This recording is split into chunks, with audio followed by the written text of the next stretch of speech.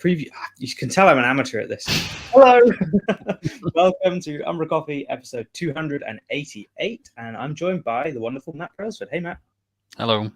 Hello. Hopefully, my internet connection holds out a bit for this. We'll see how this goes. It's not well. Yeah, we'll play it by ear. Matt's not on his own today. Marcin is somewhere in the mountains. I'm also somewhere in the mountains, but not with Marcin. So Marcin will be back next week.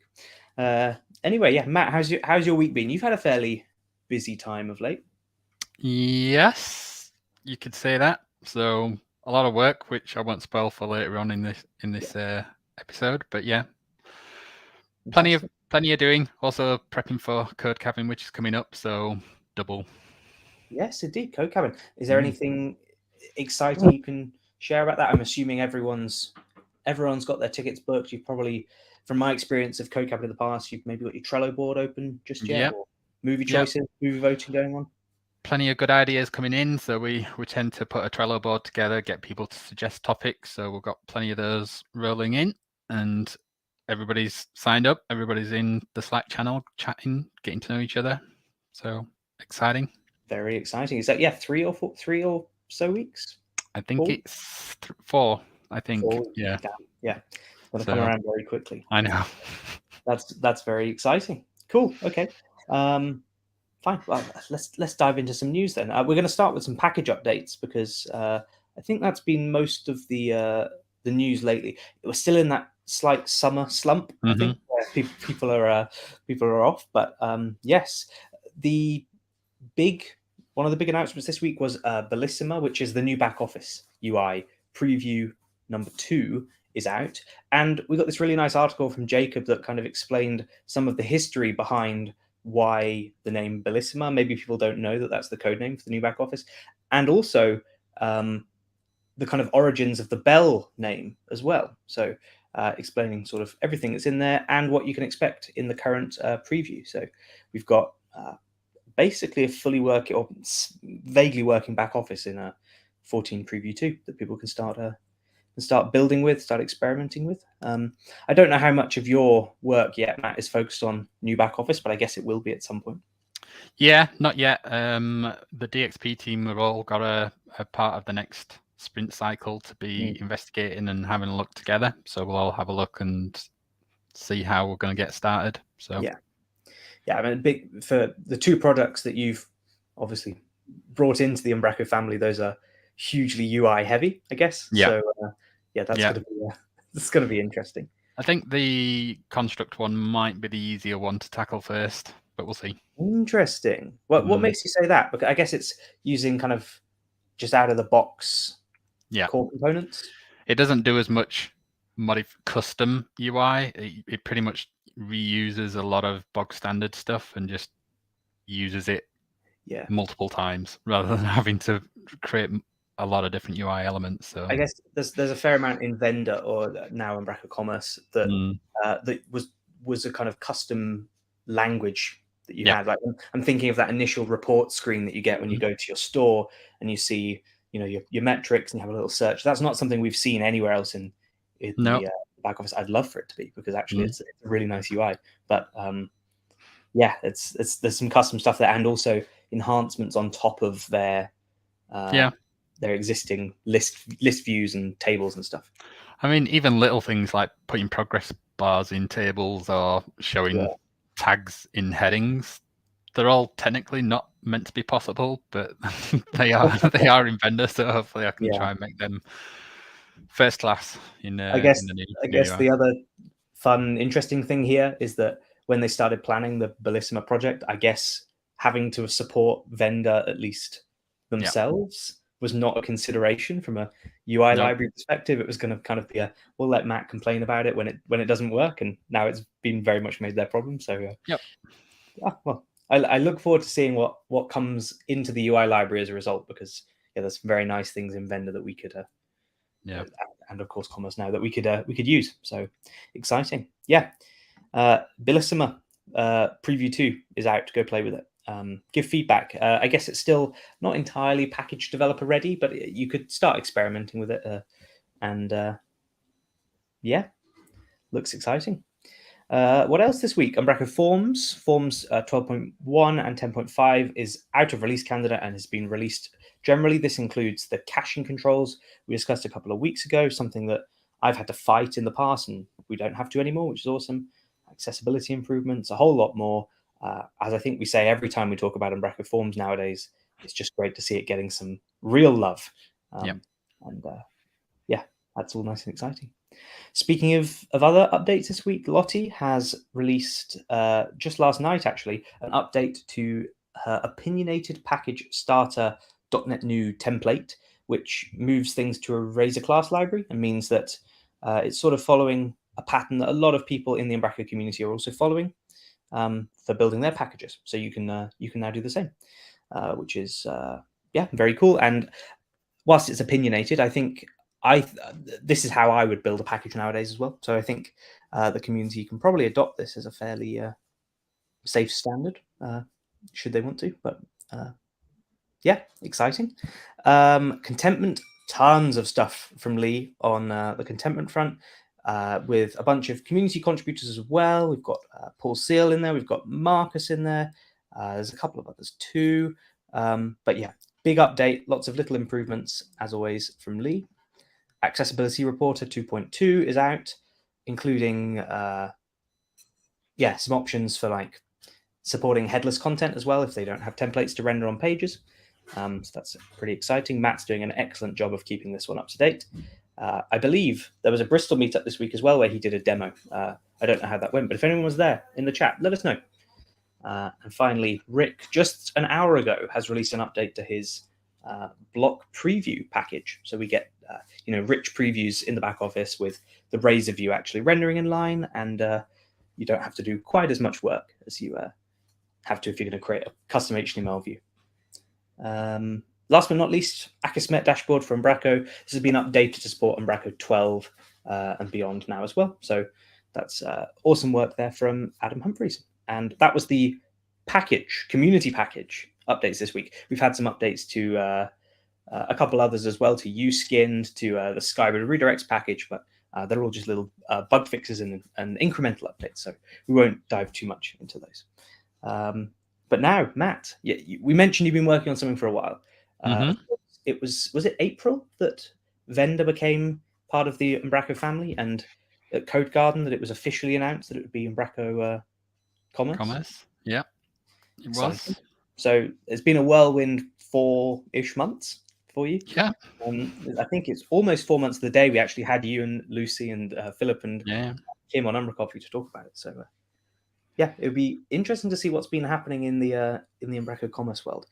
We got a blog post this week about a new release candidate. I guess maybe the first ever release candidate that we've had that has features in it for Umbraco Commerce, because before it was the kind of the rebrand and the rename, and now it is rich with features. The Storefront API, a headless API, which I think you're going to show us. Some better controls for the inbuilt pickers that come with Commerce, and so they work better with the headless APIs too. And then some other little updates as well, which I believe, you can correct me if I'm wrong, have also been brought back into the 10 version. Yeah, if they're bug fixes, so obviously working on a few bits and pieces in V12, you realize there's a couple of things that need resolving. So given V10 is on an LTS now, Exciting. We backported those to V10. Exciting. Well, in that case, maybe you want to talk to us a little bit about the Storefront API. So this is a headless REST API for Umbraco Commerce, and I'm quite keen here to learn where the boundaries are. Like, is it going to give me a full, completely headless e-commerce store, or is it just exposing some of the original vendor APIs that I can access? Like, maybe you've got a demo or something you'd like to show. Yeah. Let me try sharing my screen. We can try. What could possibly go wrong? Although I can't see you when I do this, but hey. Can you see that? Yeah, all good. Cool. So yeah, what you shared earlier is the blog post for the RC. So mainly this is Headless. So the whole focus of this is Headless. So Umbraco V12 came out recently with its own Headless API. So the goal here is to do exactly the same for commerce. So what that means is, or what we've called this is the Storefront API, and ultimately what this revolves around is the front end. So Umbraco's front-end API is the content delivery API, and they're going to have a management API that comes for V12 to do all the management side of things. And with Umbraco Commerce, we're going to have Storefront API, which is our front end, and then we're going to have a management API as well for doing all the management side of things. So the Storefront API is essentially your cart management, and it pretty much is an API on a REST API on top of the existing C# API.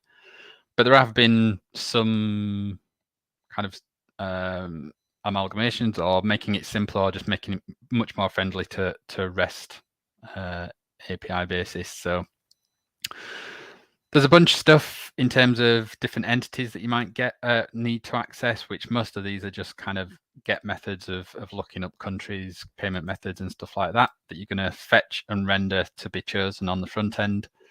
But your two kind of biggish ones are really the order management side. So this is what you would be using to create a cart, add items to a cart, update quantities and stuff like that. So we've got a whole bunch of different kind of endpoints for adding, deleting, updating, etc. And then the two, probably the most fun ones, are probably the checkout side of things and managing the payments. Yeah, when we've built headless vendor implementations in the past, that's been the big challenge. Like, ultimately, the others are, you're effectively wrapping around the existing vendor API calls that you'd be doing with a web API call, and having a DTO you can pass and mapping that over to the relevant API call. The payment stuff is really challenging because payment providers don't, or at least out of the box, the vendor payment providers don't or didn't work in that way.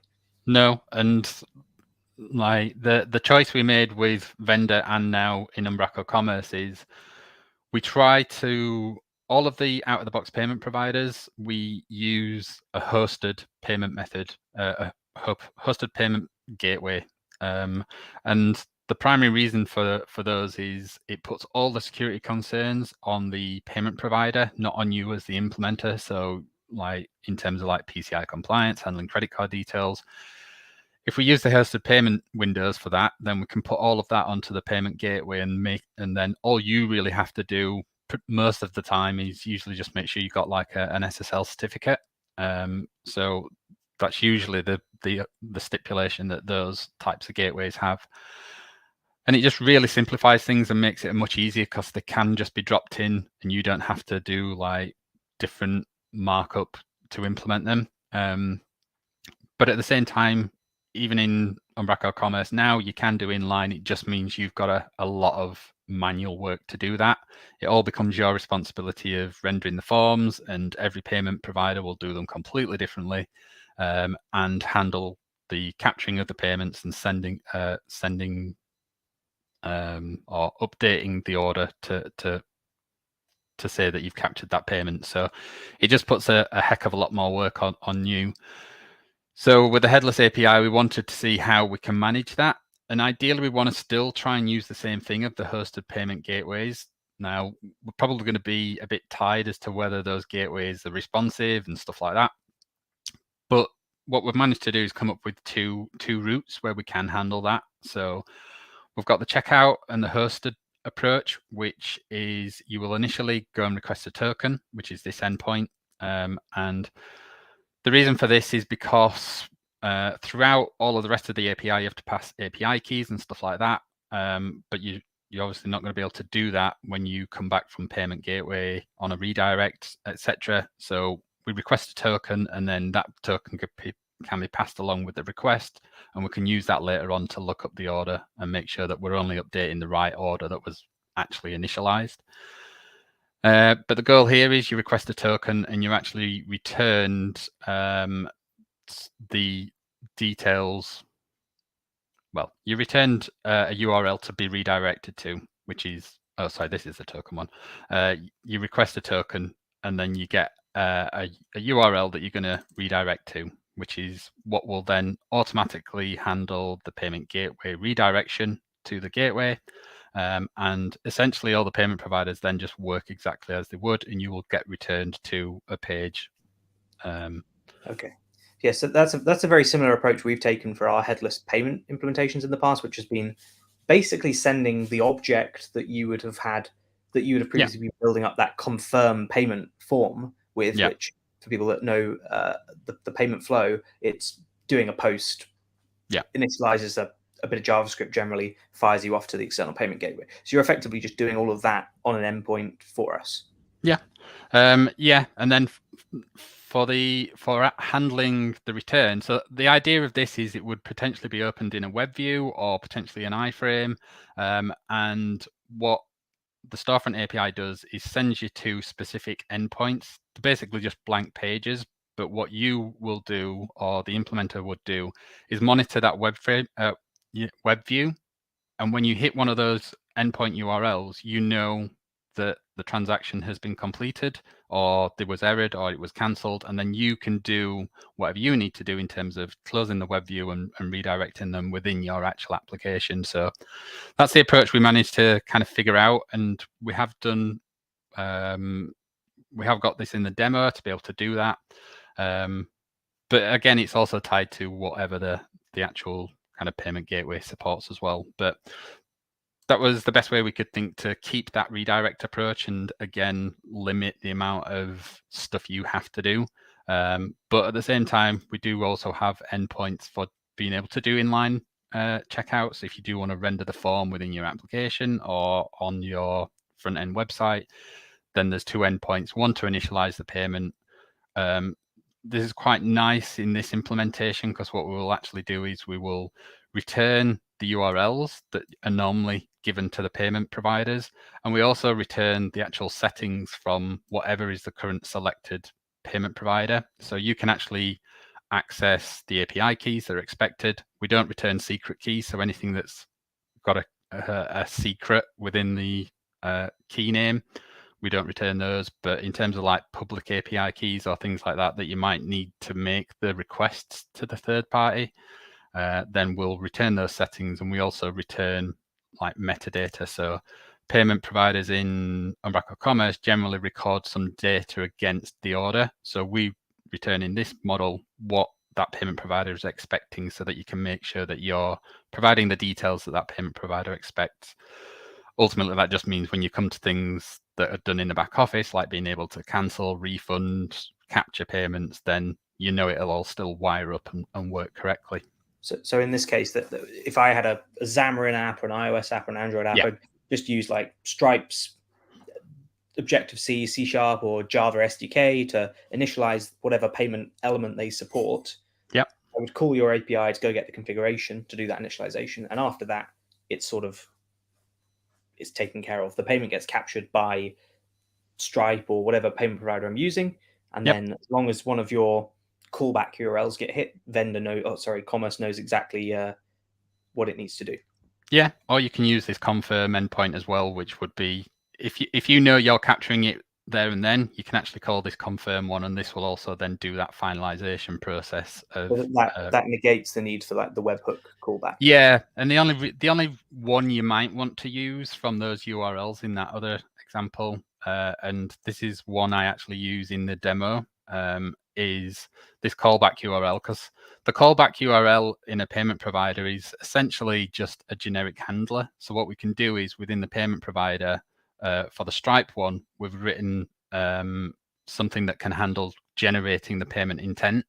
So we can use this payment provider to do that logic, generate the payment intent, and return the details to the front end to then capture that payment. So we can actually, you could write that as your own API endpoint, but it's quite nice that that could be part of the payment provider as well. So it's showing how we could use those bits and pieces in another way. Yeah, that's very nice. We've got a quick question here from Warren, which is, have you tried making any mobile apps or other apps other than like a web application to test these out? Not yet. It is a goal, so I'm not that familiar with mobile apps, and I know there was a member of the community that was working on a mobile app, but I think they were really doing it more on the management side in terms of being able to see your store details, etc. So it's definitely something to look at. We've got 2 demos of this at the moment, but they're both web-based. But yeah, I think it makes sense that we will kind of look towards that. It's just the time and that is required for us to learn how to do mobile development as well. But hopefully there's people that are doing that kind of stuff at the moment, and we would love to see that being tested in the RC, which I know is a short period, but even after that, we'll obviously be doing iterations. So yeah, this is what we've come up with. But yeah, it would be really good to get feedback to make sure that it does suit those particular use cases as well. Yeah, that's great. I mean, I've played around with Xamarin, or Maui as it's now called, and yeah, it's fairly familiar, fairly easy to get something up and running. But I can imagine building something like a full-blown store is quite a lot of effort. So yeah, maybe first things first, someone try getting just a payment working. yeah. Then go from there. If somebody does it, let me know. I'd love to know. Yeah, awesome. Do you have you've mentioned a demo a few times, and so Yes, do we have some working examples? I think Marcin might have mentioned this last week on UmbraCoffee, and the link was dead. Yes, and that was my fault. Not published yet. No, I was so all of our demos are internally. We use Terraform, which is an infrastructure automation thing, and that was the first time I'd ever used it, and I messed it up. So that's why you're telling me someone got tripped up by Terraform. I don't believe it. Never heard of that happening before. Yeah, so fun. Anyway, so I think this is what Marcin was trying to demo or showcase last week. So it might look familiar in terms of if you've ever been to swag.umbraco.com. And yeah, so we're basically reusing the swag design. So I don't know if it's fully public. I think it had been mentioned, but ultimately the swag store will be going away shortly.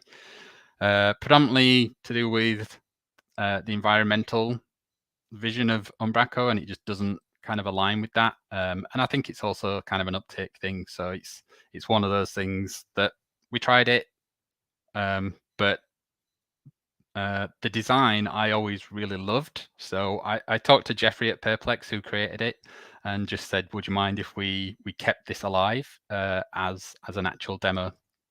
And so this is what we did. We took the store swag store design and ultimately converted this into a headless demo. So this is completely like a separate project completely to the back office. This is using Next, React. It's on Vercel, so deployed on Vercel's Edge network. All the hipster things. Yeah, I was ticking all the boxes when I was building this one. But it's just a really nice showcase, and it made sure that we were using a real world example. Like we knew the web store because we built it, and we knew the features that it had to have. So we're not doing an idealistic necessarily implementation. It's an implementation that we knew had to exist. So we were making sure that we did everything that was necessary. The demo has actually got more features than the swag store because we wanted as well to make sure that we're hitting every API to really showcase everything. And so yeah, this is ultimately what we've got. So we've got this nice product listing. We can, as you would expect, be able to add things to a shopping cart. And this is, you get a nice panel. We've got the ability to do things like multivariant, so we can show how you can choose different options and be able to add these things to the shopping cart as well. You can manage this shopping cart. We've done some filtering so that this is a feature that's not on the actual swag store, so we can showcase actually being able to filter and bring back different results. Is this using the V12 headless API with the filter stuff? Exactly. So if you know Umbraco Commerce, you know products, actual Umbraco nodes, which means the cart side of things, yes, this is all using the Storefront API, but the actual product data is predominantly via the content delivery APIs. So this is why it's really quite a nice example, because we're showing both of those things and we're hitting every feature of the content delivery API. So we're pulling back content, we're using the expansions to get detailed information, we're using the new value converters in 12.1 of Umbraco Commerce to be able to fetch all the product data and pricing data back. We're using filtering and sorting, so custom filters, custom sort options, which are documented on the content delivery APIs doc site. And then, yeah, we're using every possible API within the checkout and the Storefront API as well. So really being able to showcase, like, going through your checkout process. We can do all the things you expect in a checkout, doing coupons and discounts and incrementing and changing quantities and things automatically update. And so, yeah, we've just got a complete checkout flow. That's really cool. And then from a payment provider perspective, so out of the box, Commerce ships with the kind of invoicing option. So in that case, I assume this just does a call to the API like normal. Yeah. It's not handled in any special way. It's just you call, you say, I'm using invoicing, I'm paying this amount of money, and off you go. Yeah, exactly. So I think this demo, this hosted implementation, we are actually using like the inline style of payment. So we do actually have like I haven't tested this recently, so fingers crossed it works. But yeah, so we do have like here the inline Stripe form. So here would have to go to like the Stripe docs and get a test credit card to run a test payment through there. But you can see we're actually showing how you would do inline payments. But in the source code to this, we also have it set up because it's using an environment variable to choose which of those designs. So the code for this can actually showcase all of the different approaches, whether you're doing a full redirect approach, whether you're doing the iframe style approach, or whether you're doing this inline approach. So we're really trying to showcase all of the different ways that you can do that. So in this scenario, what you're saying is the markup for that form has been sent over an API call, and you're just rendering it inline in your page, or that no, the markup. This is what you would have to do in terms of doing inline. So the markup is part of the demo in terms of reusing Stripe's elements. But what we do is we use the Storefront APIs to go get the credentials that we're going to use, or we actually use the payment provider's own callback URL to request the payment provider to create a payment intent so that it comes back to this form, which is hard coded in our actual front end code, and then that knows like the details that it's going to send to the payment provider to actually process. I don't know card details to go through this, so I'm just going to cancel out of that. But yeah, so this kind of showcases all of that.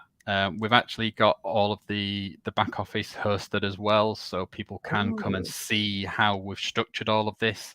So you can see that we do actually have nodes behind all of this, all the products, all the pages, and you can see how we've got all this kind of set up. We wanted to make sure that you can see exactly how we've structured the content to also meet like that front end design. So all of this is accessible. All of this is available as source code. So there's one repository here. We've got two multiple branches for the back end and front end. So it's all within that same single repository. But yeah, fantastic. This is, the other thing that we haven't shown. So this is a front end, this is content delivery and Storefront, but we've actually started looking at implementing as well Umbraco Forms. So this is going to be like the goal of this now is that it's potentially a full example of all headless Umbraco's headless products. So not hardcore, but the products that all support a headless API. The goal is that this will like do all of those. Really cool. So we can actually show, as long as I've got the right license installed now, so you can see. Yeah, so you can see that those form things are coming through. There's more work to do in terms of we want to showcase the full thing of being able to do like a contact form in an actual page or something like that. So this is just one simple example of implementing that, but the goal is we're going to keep updating this. So even when things come out like the members API, then we can envisage putting on like a customer portal where you can go and see your order history, stuff like that. So it just makes for a really nice, solid example of all the different APIs that we've got. I mean, there's been calls for years and years and years, hasn't there, that we need a better starter kit for the core CMS. And well, I can't think of anything better actually in this case for the headless capabilities. Of course, it's not a starter kit in that you may not build off this, but it's a fantastic example, and definitely using some more modern tech that might be more approachable to people just getting started with Umbraco, even as a headless CMS. Yeah, and I think that's potentially where the starter kits have suffered before, where it's like they're often a made-up example, and it's hard to see like see it as a real working example. Whereas this we've taken from an actual working solution, so we know this is like what we would have had to build if we built the swag store this way. So I think the fact that it's so solid and covers all of those bases is just makes it a much better example. Yeah, I agree. That's really awesome looking. So it's open source. People can go run this themselves, play around with it. You can host both the back end and the front end independently and get that all up and running.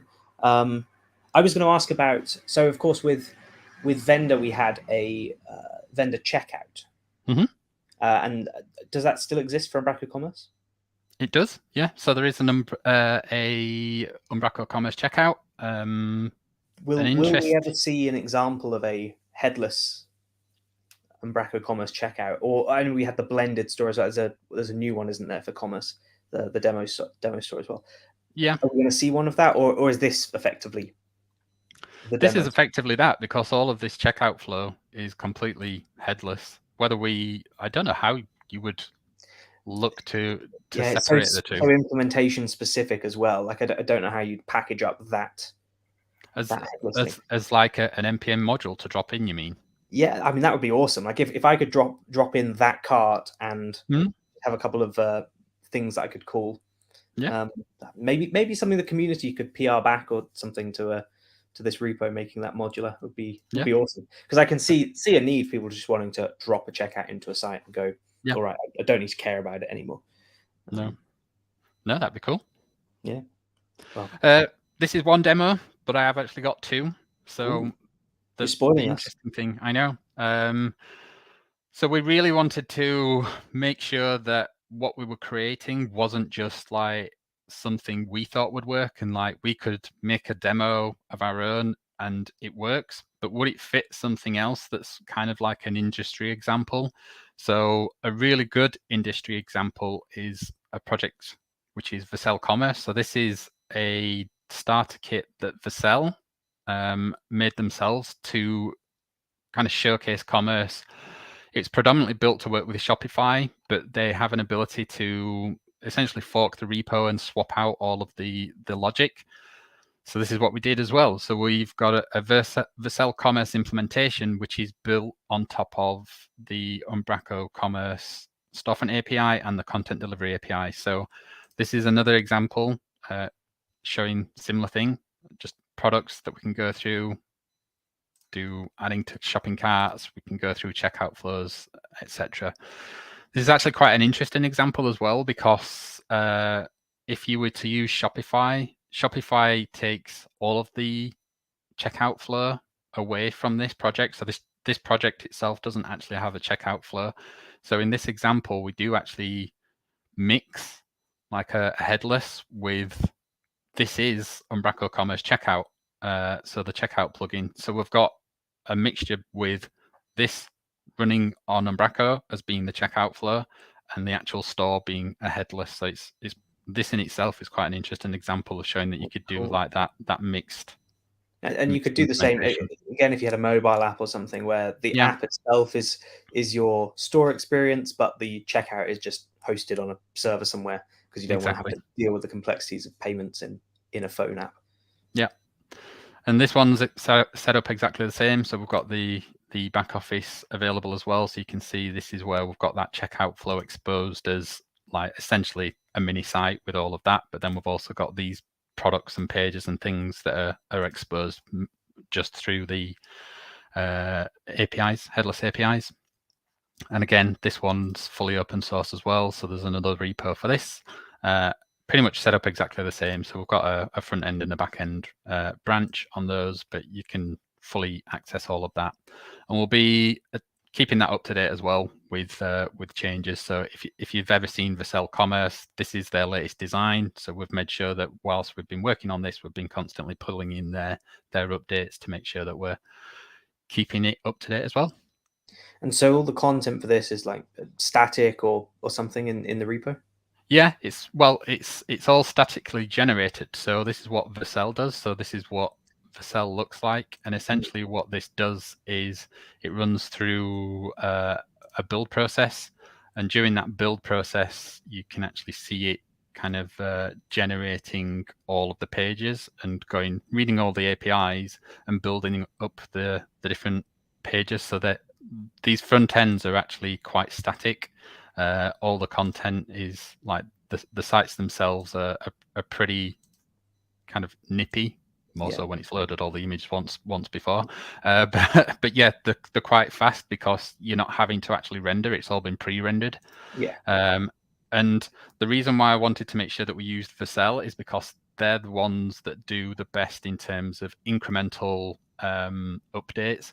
So we have disabled being able to publish in these back offices, but it is configured such that if you change a product, then Vercel actually is capable of just re-rendering those particular bits rather than re-rendering an entire website. So this is a really nice feature of Vercel. And the reason why we wanted to make sure we built it on top of Vercel, because you've got those performance improvements. So it would just re-render the kind of pages that are affected and then deploy those files. Yeah, and I don't think it even I don't know if it's even re-rendering the pages. Like I think Vercel renders the content. I don't know how it does it. It's magic, but it's just quite interesting that it does that really well. And unfortunately, not a lot of the other frameworks support that as well. There are ways of doing it, but this just does it really, really nicely. So it's just a cool example of that. Yeah. And again, that implementation is in this source code, so you can see how we've ultimately got some event handlers that trigger that endpoint to tell it this type of content has changed, so go rebuild. Wow, I mean that's fantastic. All of that, it looks awesome. I will make sure I go have a play because I can see this could be very useful for us on some projects. Both repos are open source, you said, and on the Umbraco GitHub. So we'll make sure those links down below. People can go play. Wicked. There you go. Awesome. And so it's Commerce 12.1 is in release candidate stage right now until the 30th. Is that right? 34. Yeah. So it's pretty short, but yeah, if people want to try it, that'd be great. Just to let us know. And like you said about the mobile development, if somebody wants to try that, that'd be really, really helpful for us. Yeah, sounds awesome. Alrighty. So yeah, links will be down below. Go have a play. As with always, the release candidates are only as good as we help make them. Test them, try them all out, make sure that we've covered all the different use cases and edge cases. But yeah, that looks fantastic. Well done, Matt. And we'll talk a little bit about more of that in a second, because actually there is some other news coming up about this.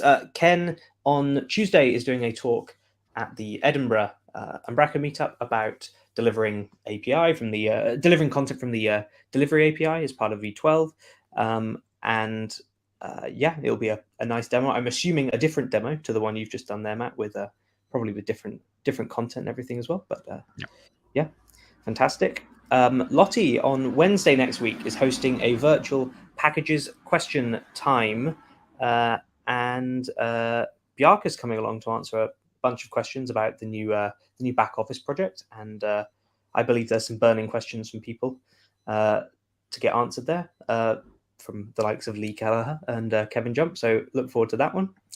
The Umbraco US meetup next week, they are doing a conversation about web migrations hosted by the team at Blend. So you can visit them, I think, in person or online for this meetup. Should be a good one. The Brisbane Umbraco meetup is back. Robert and Scott have taken that over and are going to be hosting every quarter, I believe. And Nathan's their first speaker on the 31st of August. And finally, another Umbraco meetup in the UK, the inaugural Milton Keynes meetup. Manny is hosting that on the 31st of August. So yeah, go check those ones out. As always, we've been reminding you every week, reminders about events, and including DukeFest, of which they've released a new website and they've announced their speaker lineup. You are one of the speakers, Matt. Is that correct? I am. Yep. Fantastic. Is it talking more headless? More headless commerce stuff. Yeah. Awesome. But yeah, we have the full speaker lineup here now. I think it's been established a little while, but it's been officially announced this week. I'll be speaking. Pauline will be speaking. Rachel, Neil Slingso, Matt Wise, April Edwards from Umbraco, from Microsoft or GitHub now actually. But a ton of fantastic speakers. I'm also seeing a lot of crossover with our UK Fest lineup, which is going to be quite interesting. So if you can't make it to DukeFest, you can of course come to the Umbraco UK Festival in November. US Summit as well. We'll keep reminding you about this one, but no new speakers announced. However, I do understand speaker confirmations have gone out, so that should be coming very, very soon. And the program is starting to shape up. I don't know what a fund friend-making activity is. Is that like making money off friends? But apparently that's happening. Details, of course, links below. Go buy your tickets. They are on early bird prices for another month, so you've got a little while left to sort that out. And then, of course, I mentioned the UK Festival. Go book your tickets. Links will be down below there as well. And we have a CFP open for another week or two, another 2 weeks. If you've seen anything inspiring here, maybe you applied to another conference and didn't get in, apply anyway. Might as well, no harm. We've got plenty of slots, so it'd be good to see people there. And that's it from the news this week. I'm sure we missed something. We always do. But if we did, let us know. Put a link in the chat maybe, or mention it in the chat, and I'll make sure it gets included down below. Well, yeah, thanks, Matt. What are your plans for this weekend? It was Lucy's birthday this week. Did you do anything nice for Lucy's birthday? She did. She went off. She went off for a spa day. She's had multiple meals out with friends and stuff. So we'll probably do something this weekend. Weekends usually involve going to the park with a dog. Yeah. And fingers crossed, at least in London this weekend, some nice weather. So hopefully for you as well. Yeah. Awesome. Well, thanks again, Matt, for joining. No worries. Really awesome demos. Links will be down below, as always. Don't forget, you need to make sure you like and subscribe and share this episode with everyone, including maybe some of your Jamstack friends that might find the things Matt showed off today very interesting. We're really trying to hit 1,000 subscribers, so please help. But other than that, thanks, Matt. Have a great weekend. Thanks, everyone, for watching, and we'll catch you next week. Bye-bye.